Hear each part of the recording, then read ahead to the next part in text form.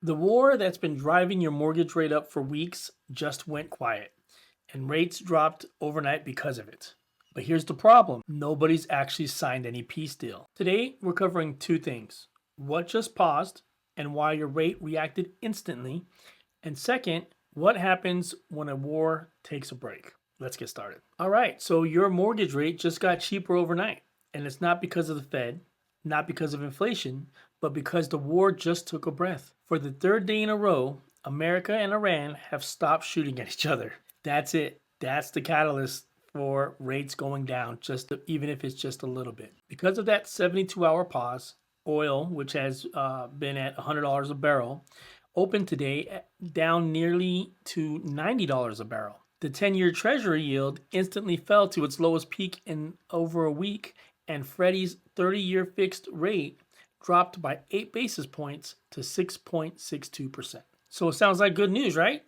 Everything we like so far, but here's the flip side. Iran is already denying any formal ceasefire. Then there's also the fact that there's no contract signed, there's no handshake, there's no photo.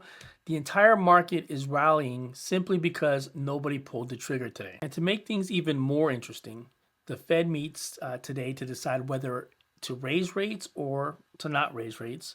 We'll also have an answer to that by tomorrow at 2 p.m. Until then, we got nervous bond traders, we got an unsigned war pause, we got Chairman Walsh talking on the mic in about 24 hours to give us all the news. So if you're into this kind of stuff, like interest rates, bonds, and mortgage rates, this next 24 hours are going to be exciting for you. Now on to the next question. Does a war pause rally actually last? Or is it the classic head fake, right before you shoot your shot, pun intended? Well, I went ahead and pulled the historical data, and the answers come down to pretty much one thing. But before I answer that, let's talk about the domino effect. Okay, so when war threatens oil, then higher oil prices inflates shipping and energy costs, which then that inflation pushes bond yields up, which means higher bond yields equals higher mortgage rates. If we reverse that threat, then the whole chain that I just explained runs backwards. That's your overnight rate drop. Quick history example: 1990 Gulf War. Oil spiked 75% when Iraq invaded Kuwait.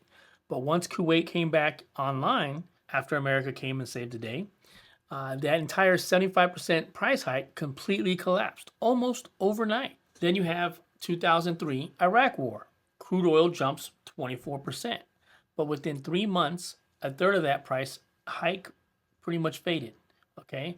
And that fade was enough to which calmed the bond markets, stopped mortgage rates from spiraling, and everything was just fine after. But in the 1970s, those oil shocks did not fade. They dragged on for years. They birthed brutal inflation and crushed so many home buyers for a decade. So which way are we leaning for our scenario? Obviously, everyone's hoping for a fast resolution like in 1990 or in 2003. But it's the uncertainty that gets us, worrying that we can slide right back into what we had in 1970. The inflation trap, along with an economy that's spiraling down. Let's look at the cards that are on the table right now.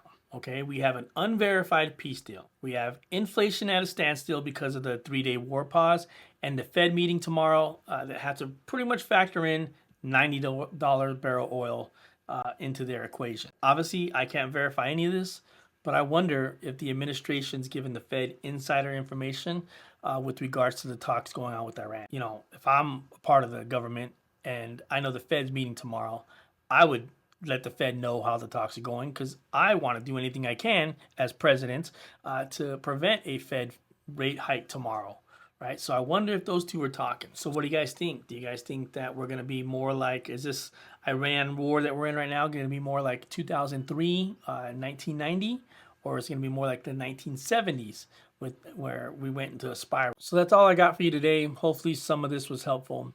And with that, please remember, life's not meant to be, it's meant to create. Too strong.